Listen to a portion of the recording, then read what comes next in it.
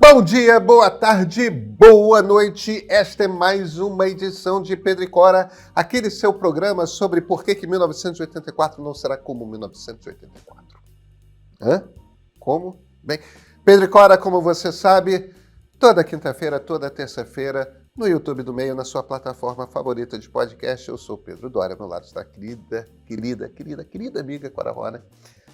Cora, 1984, 40 anos atrás, do que a gente está falando? De um certo computador. O aniversário do Macintosh. Vem.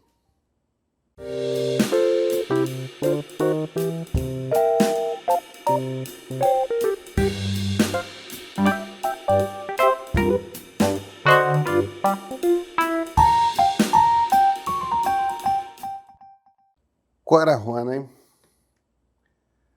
Hoje que a gente está gravando, o Macintosh faz 40 anos de idade. Hoje é dia 24, quarta-feira, esse programa vai ao ar amanhã na quinta-feira, quer dizer, vai ser 40 anos mais um dia, mas para mim essa é uma história muito importante, porque ela está diretamente ligada ao momento em que eu começo a me apaixonar por computadores e percebo que aquele troço... Eu sei que você tem uma vida muito diferente. mas para mim foi um pouquinho depois, foi já em 89 que essa coisa ficou clara para mim, mas o Mac está diretamente ligado à minha percepção de que eu viveria com aquilo pelo resto da vida. Mas eu acho que essa data é importante para todos nós, mesmo para quem usa Windows. PC, quem usou PC a vida inteira, porque, de uma certa maneira, isso ajudou também a pôr o computador pessoal, o que é um PC, né? PC, na verdade, é Personal Computer, mas ele acabou, essa sigla PC acabou se aplicando aos DOS. E depois aos Windows. E depois aos Windows, mais do que aos da Apple, mas que também são PCs. Então, eles foram fundamentais para a explosão do PC, para a entrada do PC. E outra, eu acho que eles criaram, não necessariamente um antagonismo, mas eles criaram uma concorrência. É claro. Eu acho que vale a pena a gente dar uma contada um pouco nessa história. Tipo, como é que chegamos até aqui? O que é isso, Macintosh? Agora, talvez... eu vou te dizer que eu fico totalmente chocada, porque, para mim, parece que foi ontem. E eu já não era uma criança quando isso aconteceu. Não, veja... Em 1984, eu completei 10 anos de idade. Quer dizer, eu era uma criança, mas isso é uma história mais da minha adolescência do que da minha infância. Eu lembro com clareza e tudo mais, mas é uma lembrança da adolescência que a gente tem memória, a gente não esquece, que nem lembrança da primeira infância, mas eu não era adulto, Cora. Eu era. Já tinha uma profissão e fui totalmente surpreendida por essa coisa chamada computador na minha vida, né? Essa é uma história, na verdade, de dois homens e de duas empresas, né? Porque essa é uma história de uma concorrência. A gente está falando de Steve Jobs e Bill Gates. A Microsoft é fundada pelo Steve Jobs. É uma rivalidade, na verdade. É uma rivalidade. Agora, é que a coisa era muito agressiva na época. Menos nos anos 70, mas nos anos 80 e 90 foi uma rivalidade muito agressiva. Mas se a gente olha hoje, in hindsight, né, com o tempo, a gente percebe o quanto que foi essencialmente uma rivalidade criativa, né? Foi. Tipo, dois sujeitos brilhantes, um estimulando o outro barbaramente. Criativa também num sentido destrutivo, sabe? Porque, de uma certa maneira, fez terra arrasada de todo o ecossistema que estava crescendo naquela época. Mas eu acho que era inevitável, Cora. De um lado e do outro. Eu não sei, porque a gente partiu para um mundo, de uma certa forma, tecnologicamente polarizado, em que você tinha Apple de um lado e Microsoft do do outro. Não sei como teria sido o mundo com diversas formas de sistemas operacionais. A gente ia encontrar uma forma de comunicação, porque os browsers, em última instância, acabaram encontrando a chave para isso. Eu não sei como teria sido uma versão de mundo em que, por exemplo, a Microsoft não demolisse tudo à sua volta, em que a Apple também não demolisse tudo que ameaçasse a sua existência, de modo que é muito criativo, mas, ao mesmo tempo, é muito destrutivo. É o conceito indiano da Kali, talvez, né, que destrói Não, para crescer. eu entendo o seu argumento. Deixa eu começar do início, Começa do início. porque para quem conhece essa história, todo mundo está sabendo exatamente do que você está falando. Para quem não conhece essa história, talvez esteja um pouco quem chegou à tecnologia, sei lá, com a internet, ou nunca parou para prestar muita atenção nessas histórias, como a gente Isso agora é acompanha. história antiga, pensa. Isso é história antiga. Mas a Microsoft foi fundada em 1975 pelo Bill Gates e pelo Paul Allen, que era o sócio dele. A Apple foi fundada em 1976 pelo Steve Jobs e o Steve Wozniak, que era o sócio dele. Esses sócios foram muito importantes no início da criação das duas empresas, mas eu tenho profundo afeto pelo Woz. A voz é maravilhosa. Mas é evidente que tem um brilho particular no Jobs, como tem um brilho particular no Gates, que é o que moveu essas empresas à frente e está diretamente relacionado ao fato de que são as duas empresas mais valiosas do mundo. Microsoft bateu 3 trilhões. Mas a Apple passou, a Apple está ligeiramente na frente. Foi? Mas isso é hoje, tá? Amanhã a Microsoft está na frente. No momento em que eu tinha lido, a manchete era Microsoft bate. Gente.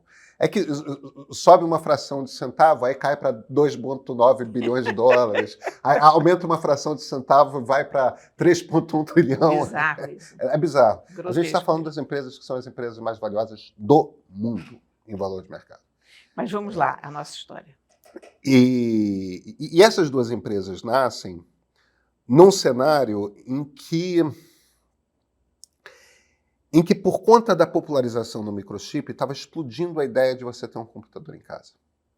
Então você tem diversos outros tipos de computador que estão nascendo. A Apple lança o que a gente hoje chama de Apple I, depois o Apple II, um computador.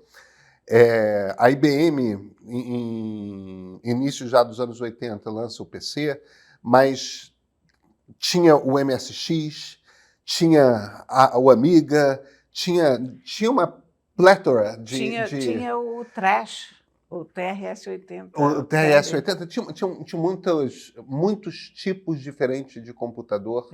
Commodore. O Commodore. Tinham muitos tipos diferentes de computador no mercado. A Microsoft, na verdade, não lança um computador. O que a Microsoft intui, e ela estava certíssima, é que junto com os computadores ia nascer um mercado de software. Algumas pessoas que compravam aqueles primeiros computadores sabiam escrever BASIC, sabiam escrever código e faziam seus próprios programas. Mas, certamente, em algum momento, ia pintar gente que queria simplesmente um programa para escrever, simplesmente um programa para fazer conta, um programa para sei lá o quê. E a Microsoft meio que inventa a indústria do software. Ela começa com o próprio sistema operacional. Isso. Dos PCs. Disk Operating System. DOS, Microsoft DOS. Que, na verdade,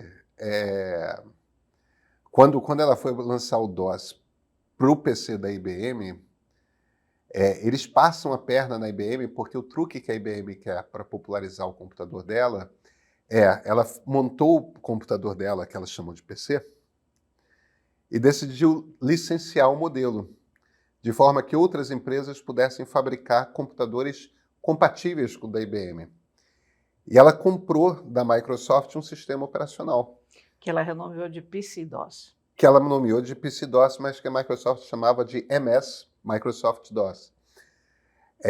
que a Microsoft não escreveu, né? Eles compraram pronto e entregaram. E todo mundo podia ter um computador compatível com o modelo IBM, mas para esse computador funcionar como um PC da IBM, precisava rodar o programa da Microsoft. Então, quem virou dona desse mercado foi a Microsoft, não Não a foi a IBM. IBM, pois é. E é incrível como a IBM não tenha percebido o que estava fazendo. Essa foi a maior comida de mosca da história da tecnologia, né? Nossa. E a IBM não era exatamente uma garota de Novata. colégio, uma noviça rebelde, sei lá o que, não. Não era. Inacreditável. Mas isso fez a Microsoft. A Apple era extremamente popular porque o computador dela era muito amigável, o Apple II, e foi tendo... era muito simpático, né? Aquela coisa daquela maçã mordida de arco-íris tal, e aquela lenda dos dois hippies barbudos dentro da garagem, que remetia um pouco à fundação da Hewlett-Packard nos anos HP. 40, né? Pois é. Mas que alimentou muito essa mitologia do Vale do Silício, de você nascer numa garagem com a sua startup. Em 1984, o Jobs está convencido de que ele precisa dar uma agitada e tinha tido uma visita muito importante à Meca do Vale do Silício, que era um lugar particularmente especial. Xerox Só Park. quem não sabia que era muito especial era a dona desse lugar. Que era um laboratório, que era o Palo Alto Research Center da Xerox, da Xerox. A gente pensa na Xerox como uma empresa de máquinas copiadoras, mas eles tinham esse laboratório, que era um laboratório tão sofisticado quanto o Bell Labs, que era um laboratório da empresa, da companhia de telefonia americana, AT&T. que desenvolvia tecnologias. Era um bando de gente maluca desenvolvendo tecnologias. E uma das coisas que ainda nos anos 70 o pessoal da Xerox desenvolveu foi... Eu nunca lembro qual é a ordem, se primeiro veio o Alto e depois o Star, ou primeiro veio o Star e depois o Alto. Mas foram dois computadores que mal saíram de protótipos, chegaram a ser vendidos, mas nunca encontraram no mercado, eram muito caros, mas com os quais você interagia de uma maneira muito diferente dos microcomputadores de então. Porque se você queria abrir um documento, um arquivo de texto, ele aparecia como uma pagininha na tela. Se você queria guardar aquilo num diretório, não era um diretório, parecia uma pasta desenhadinha na tela. E você manipulava essas coisas todas usando um utensílio que você fazia girar assim na mesa, ele tinha uma bolinha, e ele fazia girar uma seta na tela.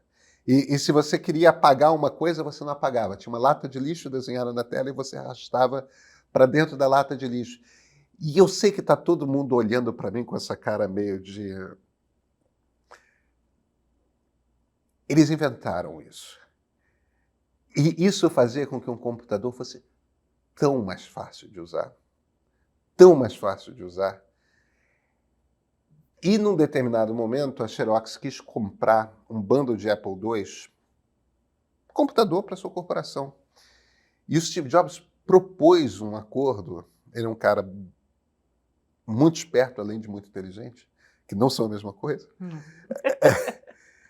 Então, ele ofereceu para a Xerox um acordo que é o seguinte: você deixa eu passar um dia no laboratório de inovação de vocês e copiar o que eu quiser. E vocês não precisam pagar por esses computadores que vocês estão levando. A Xerox topou. O Jobs foi lá, ficou ensandecido com o computador, com interface gráfica, como a gente chamava, né? GUI, Graphic User Interface, né? Ficou vidrado com aquilo, saiu de lá enlouquecido. 2, 3 semanas depois, eu estou exagerando o tempo, mas foi muito rápido, tinha contratado metade do laboratório da Xerox. Fez primeiro um computador chamado Lisa, que era caro demais. Em 24 de janeiro de 1984, ele anunciou para o mundo um computador tinha um monitor monocromático, né, preto e branco, de 9 polegadas, uma coisa bastante pequena, quadradinho. Esse computador era uma caixa extremamente elegante, muito simpático, que você podia, era pesadinho, mas você podia carregar. Muito limitado, tinha 128K de RAM, mesmo para a época, para um computador de interface gráfica, era muito pouco. Mas, embora o troço tenha sido inventado pela Xerox, embora o Macintosh original, que hoje a gente chama de Mac 128K, tenha sido recebido pela indústria da tecnologia como um brinquedo mais do que um computador, os geeks não levaram a sério, aquilo de repente mostrou para uma quantidade imensa de pessoas que um computador podia ser fácil de usar. E se hoje a gente usa os Macs atuais ou Windows, é por causa deste lançamento em janeiro de 1984. É isso mesmo. Agora, é engraçado. Eu, na época, quer dizer, na verdade, algum tempo depois, porque eu comecei a mexer com o computador em 87, eu não entendia a interface gráfica. Porque para mim era tão fácil usar a interface de linha, a interface de caracteres, que eu não via qual era a vantagem de você fazer uma interface gráfica gastando os recursos todos do computador numa coisa que, afinal, você podia escrever um comando de 3 letras. Del, né? Del, que era a maneira de apagar. E por que você precisa desenhar uma lata de lixo, ter um mouse para carregar? Era muito mais demorado, inclusive, de fazer do que digitar Del. Você ainda pode usar o DOS se você quiser, você sabe, Não, né? eu sei, mas eu não uso mais. Quer dizer, depois de um tempo eu percebi. A questão é a seguinte, que na época o negócio era um pouco troncho. E havia uma desigualdade de competição no seguinte sentido. Isso aqui está escorregando, peraí. A desigualdade era a seguinte, é que a interface de linha estava pronta. A interface de caracteres e a interface gráfica ela ainda estava progredindo. Então, para quem usava Unix ou DOS ou qualquer coisa assim, era tão mais simples. Eu acho que tem uma diferença também. O Mac de 128K, que é aquele primeiro Mac, era uma máquina muito limitada. O segundo Mac de 85 foi o 512, que também era muito limitado. Aí veio o Mac Plus. O Mac Plus já era o primeiro computador usável. 1988, se eu não me engano, 87, por aí. Aí veio o meu primeiro computador que eu tenho ainda em casa, que é o Mac SE, o SE.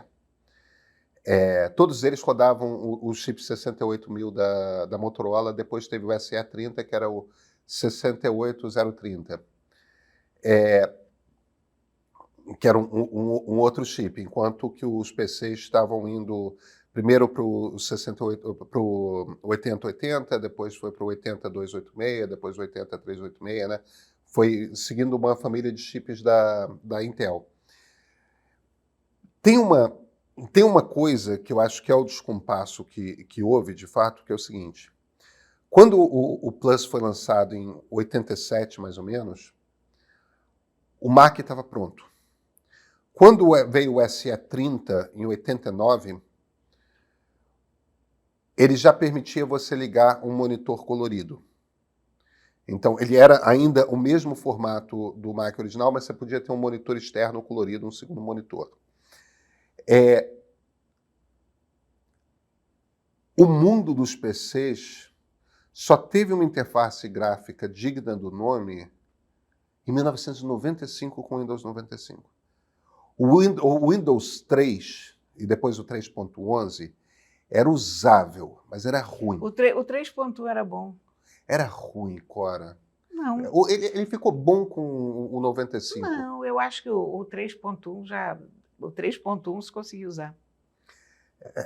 Era muito primitivo, era feio. Mas eu te confesso que até aquela época eu continuava preferindo usar DOS. Você começou a usar com 95, aposto. É o que o mundo... É.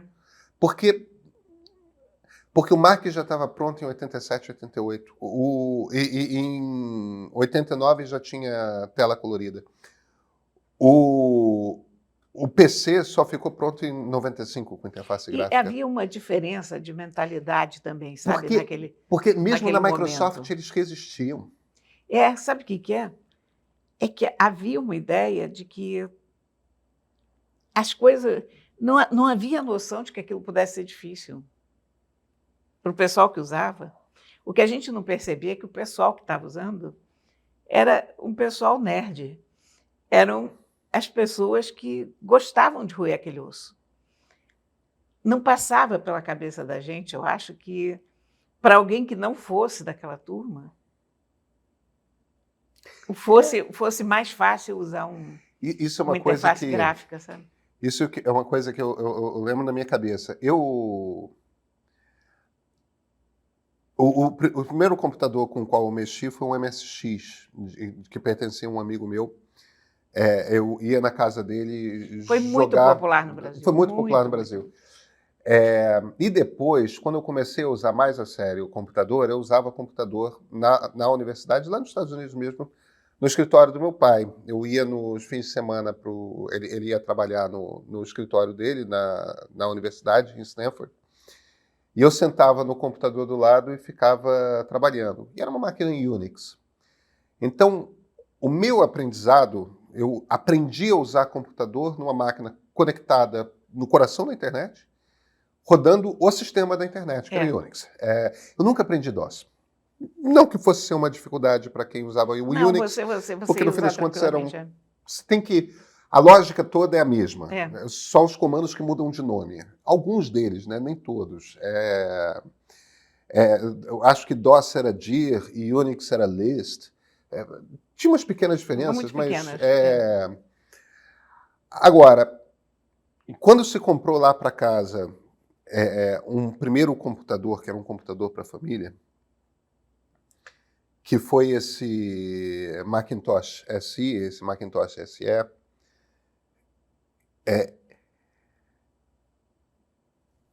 eu me apaixonei pela simplicidade daquele negócio imediatamente. E a primeira coisa que eu quis aprender, foi programar.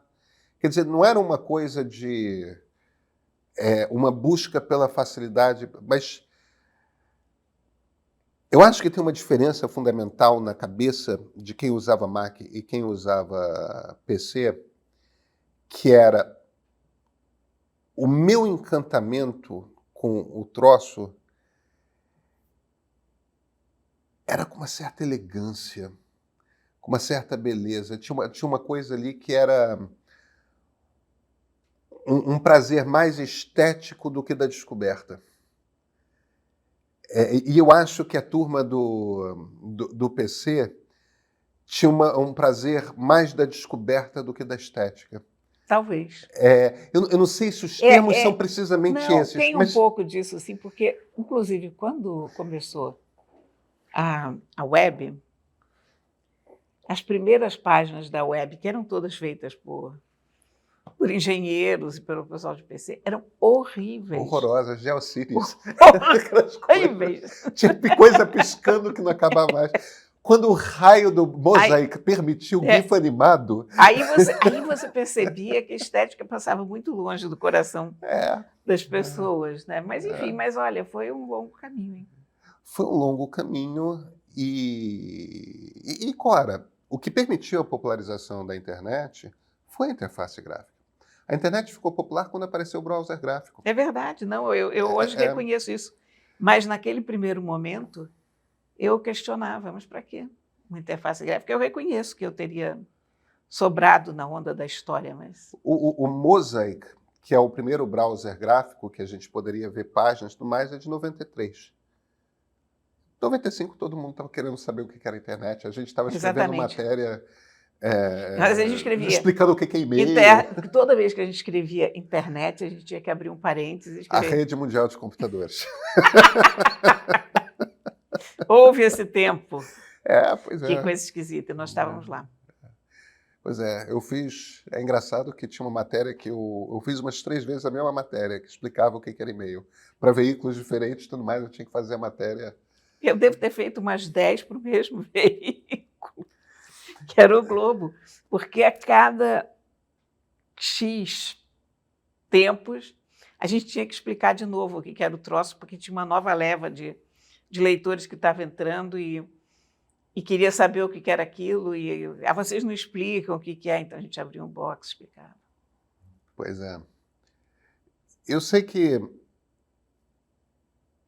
por conta dessa coisa, criaram-se 2 tribos no mundo, né? E aí um pouco o que você estava falando. Tinha a tribo do PC e tinha a tribo do Mac. E eram 2 tribos diferentes de computador. Nos anos 90 isso já está meio que implantado. Ainda tinha o pessoal que falava de Amiga. Eu acho que o Amiga no Tinha Brasil Amiga, o Amiga, ainda durou um pouco. não só no Brasil, no Canadá, sobretudo, né? Né? E era um computador lindo e maravilhoso, com uma interface gráfica muito bonita. Que não sobreviveu. Não sobreviveu. É isso que eu digo, sabe? Tinha o Wang, que era todo um sistema. Esse eu lembro particularmente, porque era um sistema que a Microsoft comprou apenas para matar, para não ter aquela concorrência. Que você podia escrever à mão, você tinha um tablet no qual você escrevia à mão. E você teve também outros 2 sistemas operacionais tardios que nasceram de gente que veio da Apple. Que é o Next, do Steve Jobs, que era ainda mais elegante que o Mac. Aliás, o World Wide Web foi escrita num computador Next. E você teve daquele cara que foi presidente da Apple na Europa, o Jean-Louis Gasset, o BOS.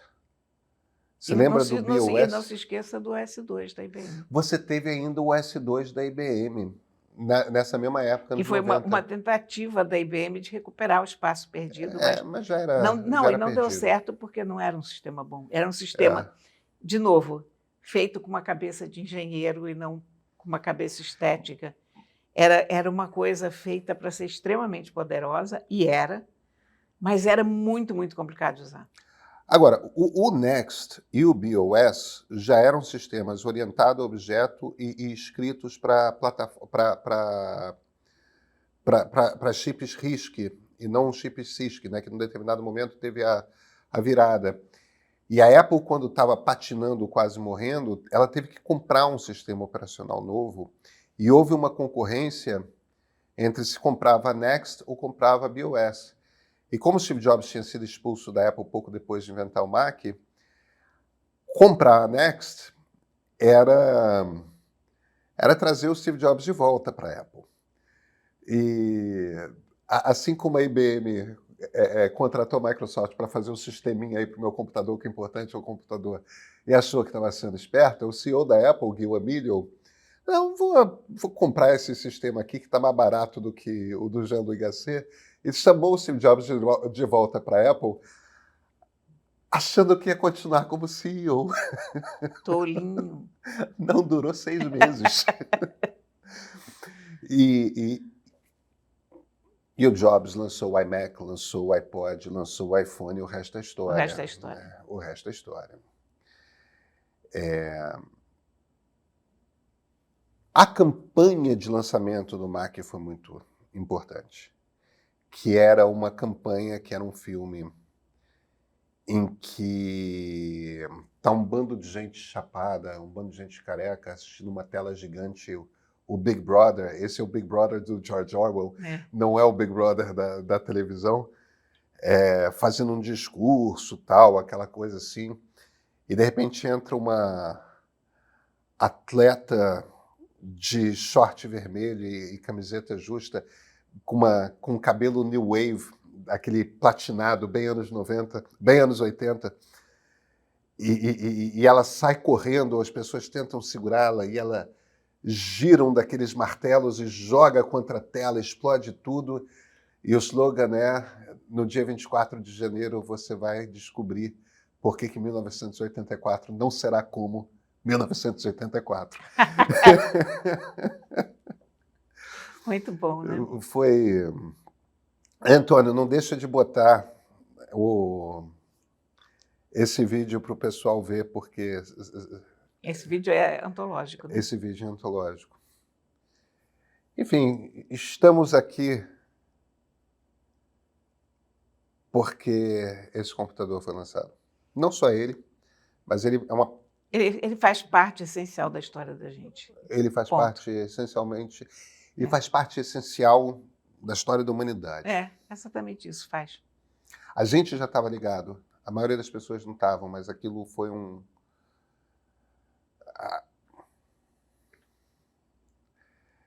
É isso, né? Aliás, History on the making. Você sabe que já tinha, desde o início, o Mac TCP, né?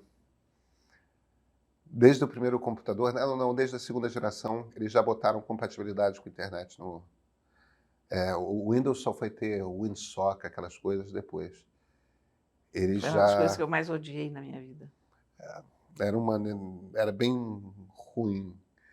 O Bill Gates não acreditou na internet. Não! O Bill Gates... Bill Gates realmente não acreditou na internet. É a segunda grande mosca comida da história da tecnologia, né? Ele achou que era uma coisa para estudantes. Mas diferentemente da IBM, diferentemente do Gil Amelio, que era CEO da Apple quando contratou o Steve Jobs, a Microsoft se recuperou muito bem, Cora. Ele correu atrás. Cora, eu não sei se o pessoal viu, mas tem um livrinho do meio. As nossas dicas de livros são nas terças. Isso aqui é uma exceção, porque... Isso aqui é uma exceção. Hoje é quinta e nós estamos com livros. Que livro é esse, Pedrinho? Nas charges do meio. Marcela Martinez, Orlando Pedroso, Tony Spaca. Isso aqui, Cora, é o seguinte. Nesse livro estão todas as charges que o meio publicou ao longo de 2023.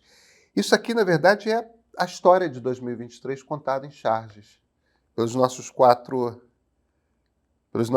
chargistas. Gente, e o livro está uma gracinha. Ficou bonitinho demais, né? O livro está uma gracinha. Eu cheguei aqui na redação, no estúdio, e foi a primeira coisa que eu vi. Achei tão bonitinho. Está impresso em cores, gente. Ó. Livro. Papel. Livro. Estamos aqui falando de telas, de tecnologia, mas está aqui o bom e velho papel ainda sobrevivendo altaneiro e lindo. Demais. Onde é que a gente consegue esse livro? Vocês entram no site do meio agora. O Antônio vai fazer o favor de botar um QR Code, botar o link direitinho na descrição, tal, de forma que todo mundo vai achar fácil. E ó, tá uma graça. Assinante Premium tem desconto. Vocês encontram lá. Cora, a gente se vê na terça para falar de mais livro? Sim. Então até terça-feira. Você conhece os cursos do meio? São cursos rápidos e práticos com professores e temas escolhidos com os mesmos critérios que usamos para escolher nossas pautas e entrevistados. Nosso intensivão de política é uma ótima maneira para você experimentar. Ele reúne os cursos de Israel e Palestina, ideologias brasileiras e o fim da nova república em um pacote com 18 aulas e 5 encontros gravados por um preço super especial. Se você é assinante Premium do Meio, ganha 20% de desconto e pode assistir às 3 aulas inaugurais dos cursos gratuitamente antes de adquiri-los.